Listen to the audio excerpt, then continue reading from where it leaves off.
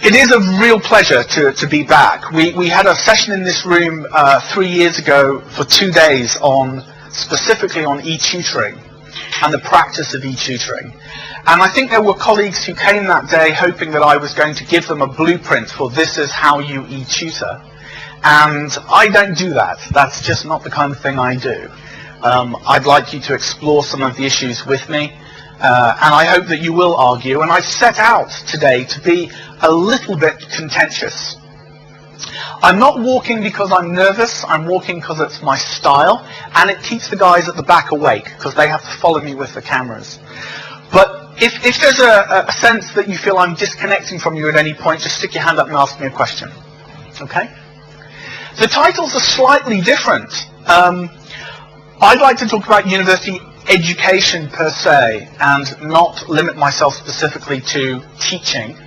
As Oren said, part of my role has been as an educational developer at the University of Hull, and before that as a technical developer in the context of the Open University, designing online professional development programs. And before that, which Zoran didn't mention, I worked in a consultancy role advising organizations on the use of communications technology. So I come at this from a very broad perspective. Tomorrow in the workshops we'll talk a little bit more about research interests and the things that get us really excited. I'm going to keep a relatively generic level today, and I'm hoping to upset at least half of you. I figure if I upset at least half of you, I must be doing something right. One of the frustrations for me as an educational developer in an institution, in a single institution, is that whilst we can hold up examples of excellent practice and we report them in our educational press, the reality is that the vast majority of practice in our institution is still very conservative. We still have a belief that if we stand in front of a class and deliver a lecture, that it all goes in and is absorbed and the students then merrily leave at the other end. And there are examples of people challenging that convention, but the reality is that we still do a lot of this. It's difficult to put a figure on. I would say that I would classify 90% of the delivery in my institution as, quote, conventional. And that includes delivery through e-learning, which is equally conventional. We asked ourselves why e-learning hasn't perhaps had the impact that we hoped it would. Why haven't we transformed education? In the notes which go with the lecture, there's not a verbatim account of what I'm saying, but there is a written transcript, if you like, of some of these ideas. And one of the things I'm suggesting is that we expected a little bit, as business did with the dot-com boom, we expected e-learning to transform the landscape in higher education. And I don't know about you, but for myself, I sometimes feel a little bit disappointed when I look at how much is still being delivered in the same way. And it's useful, I think, to look back. You may not remember all the books that were published in the 70s on overhead projector learning, or later in the 80s on white. These were just bits of technology that kind of appeared in our institutions. And they did change practice. When we had overheads, we suddenly didn't have to write everything up on the chalkboard. Now we could write things up on transparency acetates and use them again and again. It was an early example of reusable learning objects, perhaps. It also meant, the negative side was that it meant that you didn't actually have to think and write your lecture up every year because you just used the notes from last year. So arguably the technology may have made the delivery of that particular learning experience worse for students rather than better. I keep thinking I'm going to go back one day and write a book called Photocopier Learning, because there must be a market for it. What I want to do today, in order to start to tease out some of these ideas, is to think a little bit about what the E actually means. I went to an excellent lecture many years ago by someone who had E equals expensive, and I'm going to talk about that in a second. What does E mean? Because actually we all think we know what it means. I have conversations with colleagues in the Heads of E-Learning Forum group that I go to in the UK, where all the heads of e-learning get together, and we talk about systems and infrastructure and VLEs, but ultimately we talk almost exclusively about VLE, Virtual Learning Environment Enabled Learning, WebCT and Blackboard and similar things. And I think e-learning is much, much broader than that. So the examples I'm going to talk about tomorrow in one of the workshops is about learning new pedagogies that are coming from e-resources. And I want to try and get away from this notion that e-learning means the VLE. We've all been saying that for about 5 years. We wanted to get away from it, but it's remarkable how often you go to presentations and what they talk about is what they've done in the VLE. So I want to think a little bit about what the E means for institutions and for staff and for students. For senior management, E very often means expansion. I was quite pleased actually to discover that I wasn't going to be faced today with a room full of very, very intimidating politicians and senior managers, because I was quite worried about quite how brutal I was going to get. But I'm aware some of you are power brokers in your own institutions. I think you'll recognize this description of the kind of expansion desire that happens. We look at the possibility of teaching our courses more widely, sometimes for good reasons, sometimes for what we in the UK call widening participation, to include new learners in higher education, sometimes simply because we're chasing bums on seats. We just need numbers, and we look for those numbers wherever we can. And there are some excellent examples of people who have begun to stretch into new markets. A lot of Australian universities, for instance, moving into parts of Africa that some of the American universities just don't see immediate value in. And they've moved in wholesale, teaching online through franchise arrangements. So E for a lot of management people is expansion. It's also, of course, efficiency. E can be very efficient. I would question the degree to which that efficiency moves much beyond standardization, policy, processes, documents moving around institutions. What we see in a lot of our virtual learning environments is the development of a standard template for courses, people distributing the very basic materials, be it module specifications, course outlines, the PowerPoint slides from lectures, which, let's be honest, 85% of the time are completely useless 5 minutes after the lecture, unless accompanied with either the video or the notes or something else. But it looks efficient. And a lot of institutions in introducing learning strategies in the UK, back in the early 2000s, when we first started producing these strategies, 2001, 2002, one of the things people put down was a benchmark that said, at least one module on every program would be online, or the minimum that you can put in will be a module specification for every course. And then success was populating that using your back-end systems. So the quicker you got that integrated so that all happened automatically, that was seen as super efficient. I was going to start the presentation by actually pointing out, as I did to Zoran beforehand, that I'm a grumpy old man. I'm the cynic. That's the role that I play in my institution. I'm actually a really positive person, but for the purpose of presentations and conversations about e-learning, I've decided that I get better results if I play the cynic. But I'm not going to stay miserable for the whole presentation, so just bear with me for a second. This is the miserable bit that says E is really a terrible thing because people have completely misunderstood it. And that comes in particular to money. E-learning was going to save us a fortune. We were going to be able to do economies of scale, just as, this will sound very familiar to those of you that follow the kind of .com discussions, where suddenly the small person selling shoes in Arkansas thought that they had a market 400 million people and they were going to become millionaires overnight. Education's made roughly the same mistake, or certainly an equivalent mistake, which says we can save huge amounts of money by delivering this way. And one of the retorts to that, one of the comments that's come back from colleagues, particularly, if you like, the teaching and learning staff, is they will say things like, well, actually it's really expensive to do it as well as face-to-face learning. And I think that's really interesting. First of all, it assumes that we know how much teaching and learning in our institutions costs. And I don't think we do. And secondly, it assumes that these things are actually even comparable. That to say you can use e-learning as well as face-to-face, you can do it as well, but it'll cost you a lot more money to do it well. I'm cynical about that argument. We did a benchmarking activity in the UK, which I'm going to talk about a little bit again tomorrow. Recently, all universities, or 40 universities initially, and now all the others are taking part in an e-learning benchmarking exercise to look at what they do well. And one of the questions is, what is it costing you? And everyone runs around, and our registrars and quality people will look at the numbers and give us lots of figures, and then we ask them for the money that goes with that, because we've got to fill out this form, and they can't, because for the most part they don't know what teaching costs in our institutions. They can't break it down. How do you account for that portion of that librarian who supports that activity, or that tiny portion of that person, or indeed the cleaners and the gardeners and the electricity bill? And how do you split that down and say, this is actually what teaching in our institution costs? It's a very difficult thing to do.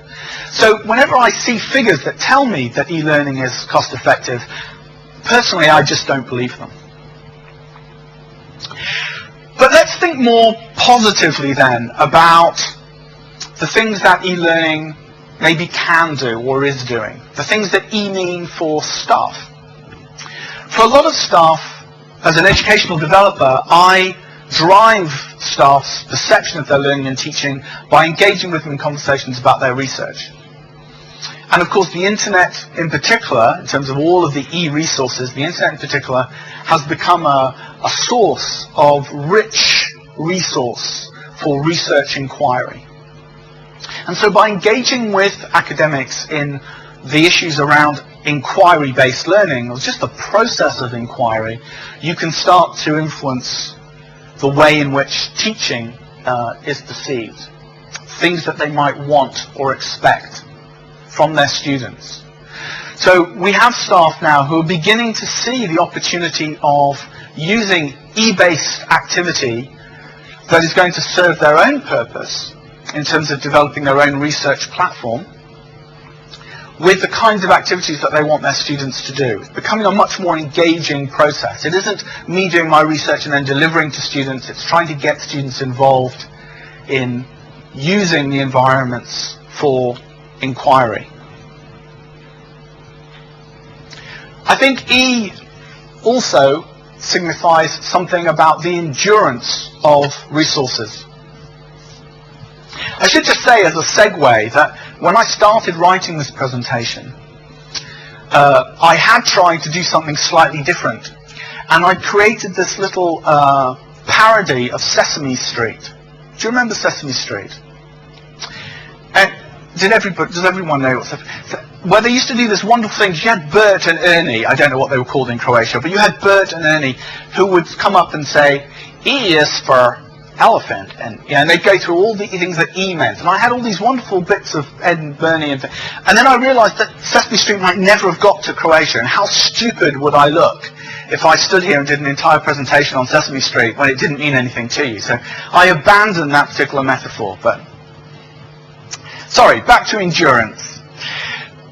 I think the idea that materials which are digital are in some ways durable, there are issues around preservation, but that these are somehow durable, that they can be created freely, pretty much anywhere, shared with pretty much anybody.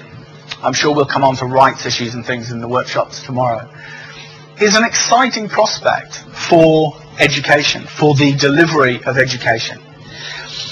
If you take that inquiring mind, the researcher that exists within the academic community, and say to them, not only can you take that process of inquiry and use it with your students, but you have at your fingertips an almost limitless resource of material.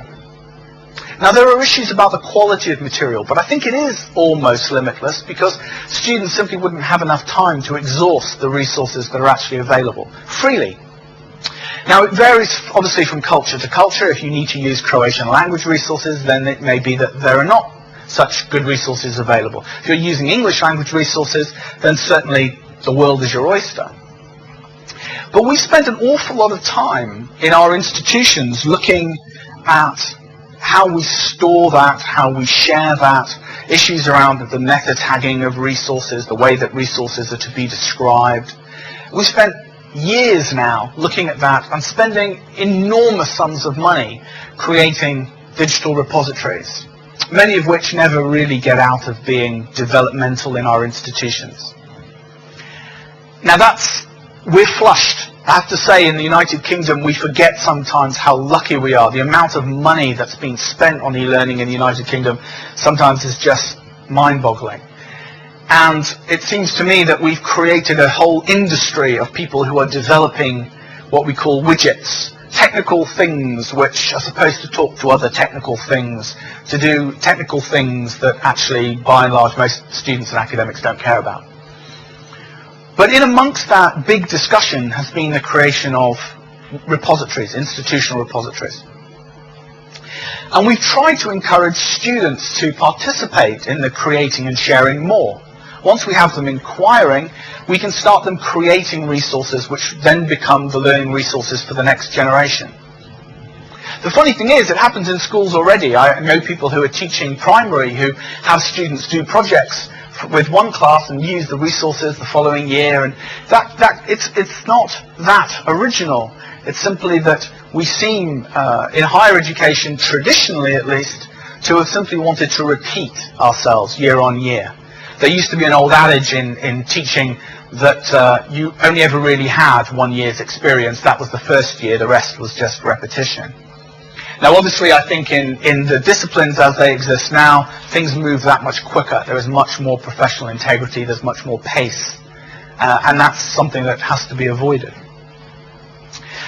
I've mentioned social networking in the context of endurance simply because of the volume, if you like, and the durability of resources that exist. I'm going to come back to that in just a second. Are you familiar with this concept of the long tail? Have you come across this? This is I think he was the editor of Wired. See the editor of Wired when he wrote this? The idea is essentially that in commercial terms, he was talking about popular music and popular culture, but you'll see where I'm going with this in a minute. Keep up with me, guys. That you essentially had the hits, the things that were current, that were now being produced, and that the most popular eventually fell off to a point where it wasn't worth the channels, the retail channels, stocking those anymore. Once something only sells 5 or 6 copies, you don't bother to put it on your shelf. Of course, what's changed with the internet is that providing those things those artifacts are available in a digital form, they actually last long beyond the point at which they, if you like, disappear from public view. So the 1970 sitcom that's been redigitized, or the news film archives, which I'm going to do some workshop practices on tomorrow, those may actually be from the 20s or 30s, but they're still there, tagged, searchable, downloadable, reusable. So although Chris Anthon was talking in terms of popular culture and popular music, I think in educational terms we should remember that the resources that are available to us have also become enduring. And that changes perhaps some of the fascination we have in our academic disciplines about recency. There's a real challenge there to say to academic staff, yes, we want you to be current, yes, we want you to be up to date, but sometimes the best resource pedagogically is not necessarily the most current. It isn't necessarily the most recent. The one that's most flexible for learning and teaching purposes may be 3, 4, 5 years old. And indeed, the opportunity to look at temporal comparisons, to compare things over time, which is a very rich pedagogic tool, is something that now becomes very, very easy. It's an encouragement for you to come back to the workshop tomorrow, because I'm going to keep saying, we'll be talking about that in the workshop tomorrow. I'm on commission, the more of you that come. I think if we start to think a little bit now about students and how students see e-learning, quite different from institutions, quite different perhaps from staff. The enhancement for students is an interesting question. I doubt to a degree whether a lot of students arriving in universities today actually see e-learning as an enhancement. They just take it for granted. It's there. It's an enhancement if you take it away. If you take it away, then they suddenly say, well, hang on, I feel now that there's something not there that I've kind of taken for granted. I ought to be able to get my lecture notes. I ought to find out whether there's a change of lecture time. I ought to be able to find a program specification. This is a different generation. And it's not just a different generation in terms of the 18 to 20-year-olds. Those people who are in the workplace using these communication technologies also now go into university to do professional development programs and expect a certain level of interpersonal communication facilitated through technology. So the enhancement that exists largely because we have this generation who almost can't tear themselves away from technology, and because it allows us to do some really exciting things, such as the Newsfilm Online Archive, which I'll be talking about tomorrow. So I think there's enhancement right across the board, for staff and for students. One of the things that's said about e-learning is that it allows for engagement, it allows for participation. I'm a cynic about this too. I think that for a lot of institutions, the creation of their environments, be it Blackboard or WebCT, and I'm as guilty as anyone, this is one of my courses, so there you go, I have a Blackboard site, and it looks like everyone else's Blackboard site, probably with some typos, if you look really closely. Actually, the engagement that we often see described, in reality is about us as institutions being able to talk to them for 24 hours, 7 days a week. So we think we've provided an environment for engagement, when if you look at the traffic, by and large the traffic is still very much one way. We can communicate, we can disseminate, we can share, and we do. And the exception to that, of course, is the almost ubiquitous discussion forum now. So I still go to lots of presentations where people say, I've radically overhauled my course, I've integrated e-learning, I now provide a discussion forum. And I know of cases within my own institution, and I'm being web streamed, so of course I can't use names. If I wasn't being web streamed, I'd be telling you all these wonderful stories. But they might be watching. Examples where complicated and complex scenarios have been designed in online discussion forums within Blackboard to get students to engage in the topic. And the students walk out of the seminar, go and sit in the coffee shop for 45 minutes, decide what they're going to write when they get back to their rooms on the discussion forum, agree maybe who's going to say what in order to generate something that looks vaguely plausible as though it actually happened online, and then they go and parcel the work up. It's a great example of group working, so I've got no problem with it in terms of its pedagogy, but the idea that students are using a discussion forum to genuinely engage in discussion for campus-based education is a myth, and people are wasting time and effort doing it. Which raises an interesting point, I think, which is we tend to have taken e-learning as something that we should all be doing, or that we can all be doing, and that it will be equally relevant or equally useful for all of us. But there are actually relatively few institutions, certainly in the UK, and I would argue in Europe generally, that are actually doing distant or flexible education. I mean, in the UK, we're talking essentially about the Open University, and there are one or two other universities like Leicester that run very effective distance programs, or London External. But by and large, we don't do distance. So e-learning suddenly becomes something that happens inside the institution, as I would argue, a little bit like the photocopier and the whiteboard and the overhead projector. It becomes a tool which sits inside the institution, and we simply impose our existing practice on top of it. I wonder at what point you spotted the grumpy old man. Was it by the end of slide 2, or am I just kind of getting there? I think that the issue is that we talk a really big story here, and I'm going to show you a clip just because I like it. I'm not sure how good the light is in this room, but there's an interesting clip. I think this, for a lot of students, is the reality of what they're actually seeing in their institutions, which is put forward to them as though this was about engagement. When perhaps what a lot of students expect when they arrive in the institution is a bit more radical. This will feel a little weird.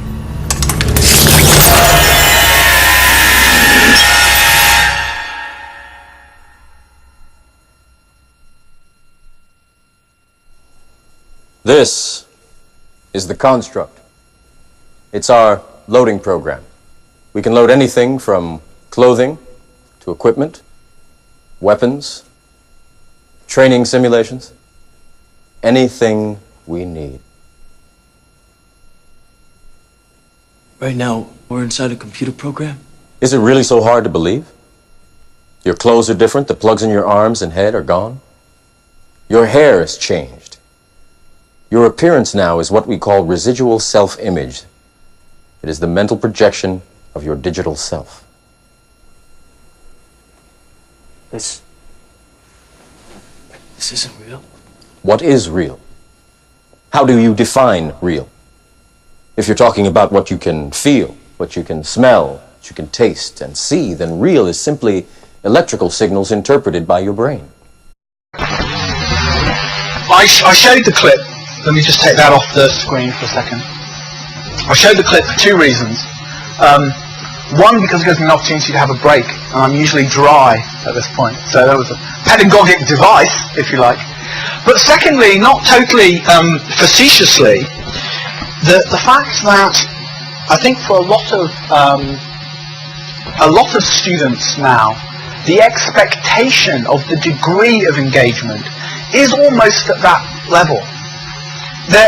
I'll come on and talk about immersive worlds in just a second. They're actually working in environments sometimes socially which are very engrossing, very engaging, and the contrast for them of something like a VLE is really remarkable. Not a positive one, by and large. I think it's also worth, when I was in New Zealand, I was in New Zealand just at a time when a colleague called John Tiffin wrote a book called In Search of the Virtual Class, which some of you may have come across. And it was quite an inspiring book. It had as part of its introduction, it had a description of what would be in place by, I think it was about 2010, I can't remember, and we're a little way off, which involved a student putting on a full body suit with sensors and jumping onto a kind of holographic motorbike and shooting off to go and look at the Niagara Falls. And in some senses, that technology actually does exist, and we'll talk about Second Life in a minute as a kind of an example. But where we are now, in terms of the gap between what we know is possible and perhaps what students envisage might be possible in e-learning, and what we actually deliver to them as institutions, is a huge gap, and a gap that's actually probably getting bigger and bigger and bigger and bigger. Now, if I was talking as a money man, and I was working for a large technical company, of course, I'd be promising you that my VLE would do all of those things for you. And there are lots of VLE salesmen going around telling you that if you upgrade to this version or that version, you can basically conquer the world. I'm going to come to a slightly different conclusion, as you'll see in a moment. But this, I think, is the expectation. You've all had a chance now to read a few of those while I've been talking. So, hands up if you recognized at least one of those social networking tools. Yep. 2, 3, 4. I mean, most of these now are tools which are simply available out there for free, by and large, although sometimes premium services require something a little bit extra. And we're talking about something like, according to The Guardian last week, I updated my figures from The Guardian, I hope that's reliable, 127 million Europeans now use social networking on a daily basis. That's quite a fair proportion. And in fact, they're not all spotty 14-year-olds sitting in their bedrooms. There's a general profile of use from something really in the late teens all the way up into the 50s. And it is something like a bell, as you would expect, and it's a little bit weighted towards the youthful end. But nonetheless, these are tools which are very available, very accessible. And a lot of them do have interesting pedagogic value. I know there are quite a few examples now of people using things like Delicious and Dig. Are you familiar with those? Basically what are called social bookmarking tools. So I go to a variety of websites, bookmark those websites, put my links together on a web page, and I can then share that web page with other people. I can make it publicly available, or I can actually provide unique URL links to these things. And what that allows me to do, of course, is to build up resources that I do think are authoritative, that I do trust, because I've checked them, I've chosen them, I've sampled them, and then I can share them with students. One of the most interesting debates that we have, of course, you'll all probably recognize Wikipedia. Fantastic. You must keep up with this. It's worth just going on the web every now and again and typing in grumpy old man or whatever the equivalent is in Croatian, and looking to see who's having an argument about whether Wikipedia is an outrageous tool that no student should ever go near for fear of burning in hell for all eternity, or whether in fact it's a really rich and vibrant, exciting environment. In my institution, I think the balance of opinion, because we're quite conservative, seems to be that Wikipedia is probably not a good thing. And the examples that are actually being cited are things where there was one recently where a composer died, and somebody had gone in and put something on the web page to say that in addition to all the things that he was well known for, a lot of people didn't realize that he'd written this pop hit from the 1960s or something.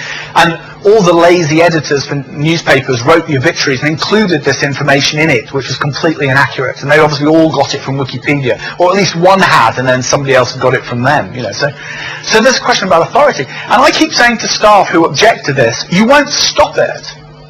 So rather than try and stop it, make that the challenge. Make the challenge to say to students, fine, go to Wikipedia and get the information, then triangulate that information and find at least 3 pieces of substantive evidence to support whatever you claim.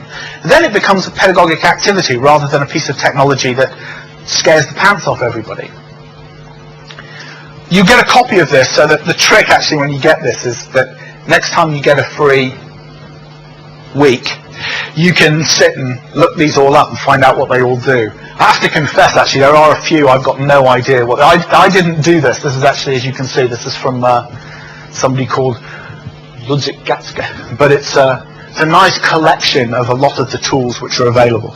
And the fact that these tools are trafficking around and being bought by people, bought by companies, you know, News International moving in and buying up MySpace and all that kind of thing. MySpace. I think about that one then. I can't remember which one's been bought by which. Google bought YouTube. You know, these kinds of things. There's obviously revenue to be made there, but there is massive pedagogic opportunity. I've given you 2 examples, but there are plenty of others. And I think the fact that students are engaged in these kinds of environments, with these kinds of tools, is something we should stop seeing as a threat and start trying to work out how we turn it round and turn it into a pedagogic advantage. And this is where I'm coming to my conclusion. Can you find a VLE that does all of the things that you think you ought to do and do them well? I'd say probably not. I think the walls of most virtual learning environments have been met. They've been reached already.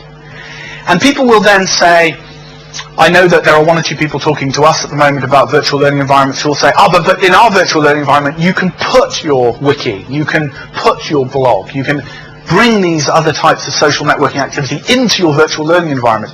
And you have to ask why. Why would you do that? We've had all these people working on repositories for an awfully long time. And there's a project, I won't name names, there's a project in the UK at the moment looking at how they build a video repository for user-generated content. So people are going to go out and create video, and then they're going to upload it into a repository and be able to comment on it and share it. Does that sound vaguely familiar? I'm not quite sure how many millions we've spent on that so far, but I'm sure we're getting there. Now people will say, well, it's all about quality, it's all about quality assurance, it's all about control. It's about making sure that actually if it's put up and it's got a university logo on it, then we have to be absolutely sure that we've verified it. So in this environment where YouTube is simply, and YouTube is the biggest, but it's not the only environment for sharing video, there's a lot of activity, and a lot of it is very, very poor quality, and a lot of it has no pedagogic value at all. But in some ways, just the very fact that you've got individuals in there providing reflective diaries, which is something we always say we want to do to improve the quality of their learning experience, is interesting. We have them writing blogs. So students will fail to engage totally in the institution with reflective logs for assessment purposes, and then go home and write 1,000 words about what they've done that day and how awful it's been at university. So there's some mismatch between how they perceive the technology in the institutions and the kinds of ways that we're using them. I'm going to risk video again. Mass media, as we have known it, is over. And it's over for two reasons. The mass is over and the media has changed. And now we have instead the ability for everybody on the planet to talk with everybody else. At the present time, there is a creative explosion as we unleash the creative power of millions of people. All of a sudden, there's an enormous range of things you can do without needing to ask for either help or permission. And that's new. That's the most important point. I said earlier that there was an expectation that learners had. And I think they do. This expectation is growing, it's building. And they don't need permission to be able to use those things. And as soon as we make it part of, if you like, a formal process, and we try and bring it into the VLE, we kill it. So there's been a recent survey done by the Joint Information Systems Committee in the UK. It was published in September. It's quite a small-scale survey, 500 or so school leavers, and they were asked about the attempts of universities to use some of these tools to market to them. So marketing on Facebook and so on. Sorry, it's hissing, isn't it? Marketing on Facebook and so on. And the reality, of course, is that a bit like teenagers would generally, perhaps, they kind of don't really want you in their space because you're adults and you're institutional and you're teachers and you shouldn't really be in their space. So actually the evidence from this survey was that by and large they resented the fact that universities were trying to get hip down and funk it out with the young people and market to them in those spaces. They didn't want that. So there's an expectation that they can engage, there's an expectation that technology works for them, but they don't really want to see university logos branded on these environments. That's not how they see them. And I think, personally, that Second Life is the absolute classic example of how universities do this badly. We've got about 7 or 8 universities now in the UK who, big time, are moving into Second Life. Is Second Life familiar to everybody? Has anybody never heard of Second Life? Be honest. You've all heard 1 or 2. Okay, thank you. Thank you for your honesty, if nothing else. I'll actually show you a clip. There's a slide I would jump if you were all familiar, but I will show you a clip in a minute, just so you can see. Essentially, it's an immersive world. It's like a gaming world, World of Warcraft. You create an avatar. This is an avatar, a person. It's you. You move around inside this 3-dimensional world, and you have to do that on a relatively high-spec computer. In fact, despite what they tell you on the website, mine crashes constantly. Otherwise, I'd plug it into the web and show you.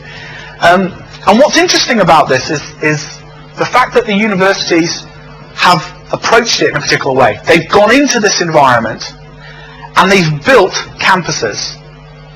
So you can do anything at Second Life. If you want to have a seminar with 6 students and you want to do it on a giant tomato at 80,000 feet because you're talking about tomatoes, you can do that.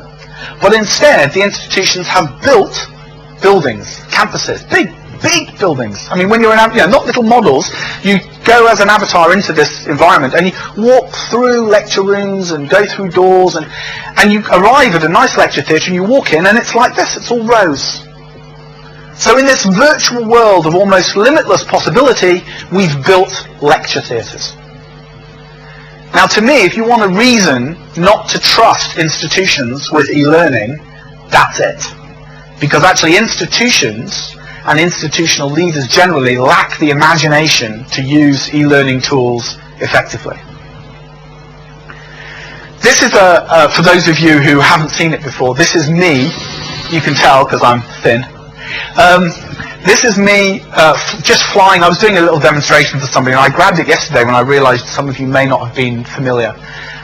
Just showing someone a particular new application that exists on a place called Campus Island, which is a live television stream that actually runs inside Second Life. And the idea was that if you were there with 3 or 4 other people, theoretically you could be having a virtual tutorial in this particular environment. I actually edited this quickly last night because I was walking into the wall. I haven't really got very good control over my avatar, so it's very accurate actually, just like real life. But it was late when I recorded it. It's a very exciting world, but it's one in which I think we need more imagination. And this is a bit more interesting in terms of an environment. If you go and visit, talk to me afterwards when I'm not on camera, and I'll tell you the 1 or 2 institutions I think you should go and look at, who have literally built big buildings. I'm sorry I keep labouring the point. You know, big buildings that actually say on the side of them, University of blank Business School. And you have to ask yourself whether this doesn't have more to do with testosterone and ego than it has to do with pedagogy or anything else.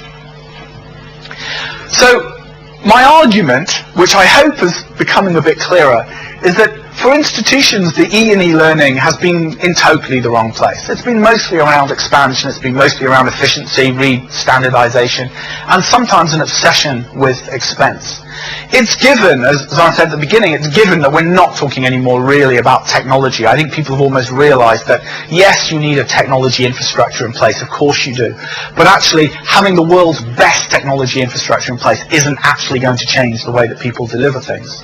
My argument is that actually institutions generally is completely the wrong place to sit this revolution. They won't make it happen. The staff in those institutions could, but they have a lot to think about. So they're worried themselves about their research careers, about their teaching load, about the amount of time they spend doing these different things.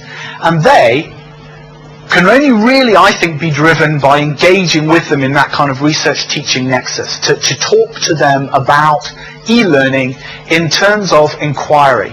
So that if they see it as a means by which they do inquiry, that they undertake research inquiry type activity, and then ask them to move that across to the way they engage their students, then it becomes quite interesting. There's an opportunity in terms of the endurance of some of these e-materials, and both of those 2 things together, one hopes, enhances the experience of teaching. The opportunities for teaching with these resources is greatly improved. But for me, it's really about students. Because yes, they're also finding this a somewhat enhancing experience, perhaps, but they now almost take that for granted. They can be engaged if they're given resources which are meaningful, if they're given resources that have some purpose, and if we don't put them off by pretending that we too, it's like the parents that really embarrass you by trying to be as cool and hip and funky as the kids are. You know, a lot of university students sit there and sort of feel slightly uncomfortable with the idea that lecturers are moving into their space. So I think there's an issue about whether or not we can release students to do some of these things on their own. My suggestion, and I'm going to talk about this tomorrow. Do you think I've sort of laboured the point about tomorrow enough yet, or are we still? Tomorrow, we'll be talking about some of these things. I'm going to play Grumpy Old Man again first thing in the morning, and then I'm going to be really positive after coffee. You have to stick around to see that. I changed colour. The issue is, I think, that we need to think about e-learning as something which is empowering learners. Institutions are nowhere to be seen. So all the talk about institutional strategy, I said when I arrived, we were chatting informally, and I said, I think the issue is you put the structure in place and then you move out of the way. So there's an issue about, for instance, assessment, right? All sorts of hassle about e-assessment. Oh, how are they going to submit their essays, and how do we make it sure it's not plagiarized, and so all of those kinds of issues. My argument would be students should be able to access all of those tools that I showed you earlier. They should be able to do whatever they want with those tools. Let's focus our attention on setting the pedagogic experience, the examples of our teaching. Through assessment, it's going to be very important to understand assessment. Can we set them tasks, set them learning tasks, and then just say to them, the e-learning tools which are available are there for you to use. You use them and submit whatever you want. So it may be simply saying, we're not going to actually ask you to write a reflective log inside our VLE, but we need you to simply provide the URL of your blog, wherever your blog is. We don't really care where your blog is. You just have to give us access to it. And if you want to set up a separate one, which is different from the one where you talk about what you did last Friday night, that's fine. Just make sure that we have access to your evidencing using the various tools. So whether it's them submitting creative work or written work, I see no reason why they can't do that in free space, and they don't have to do that in university space. But to do that, we have to allow them, the learner, the students, to take control. And the challenge then is for the information systems people in our universities. A lot of the politics around virtual learning environments, I'm sure it must have been the same in Croatia. In fact, I remember it was when I was here 3 years ago. We talked a little bit about this. That very often it's the computer centers or the technical areas within institutions that run the virtual learning environments, and take that responsibility very seriously and get that steer from their senior management that there are issues about protecting work and protecting privacy and all of these kinds of issues, which are a concern. My argument is, if you're going to try and do it that way, you won't keep up. You just won't keep up with the opportunities that are available in terms of the e-learning tools and technologies that are available. So for me, and my concluding statement, no one's dragged me off yet, so that must be, is that for me it's about creativity and not control. So, can e-learning still transform university education, which was my title? The answer is yes, as long as the universities don't try and do it. There's an instant pause and delay.